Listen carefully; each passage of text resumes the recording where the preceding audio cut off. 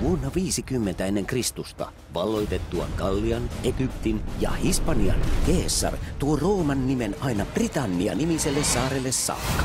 Uskomatonta! Jumalat ovat puolellani! Mahdammeko pystyä pitämään puolemme ikuisesti? On kuitenkin eräs kylä, joka on onnistunut tuossa urotyössä.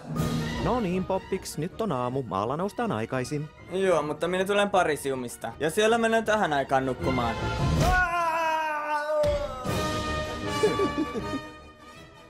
Hauska tutustua, kättelemmekö?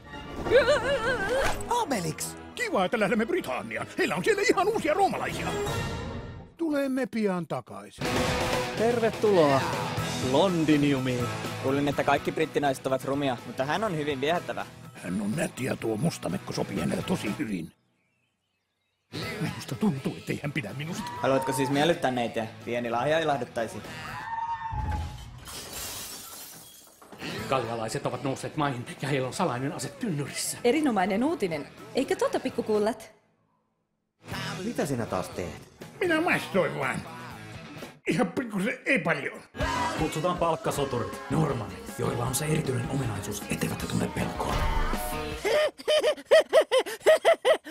Senkin tälle lauma!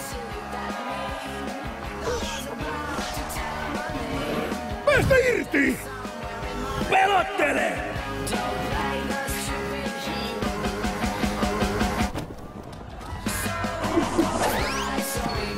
Eikö olekin hieno tilanne, pyöveli? Tämä on tosi kiinnostavaa, koska jos kerran elämässään tapaa pyövelin, niin se on silloin usein viimeinen kerta.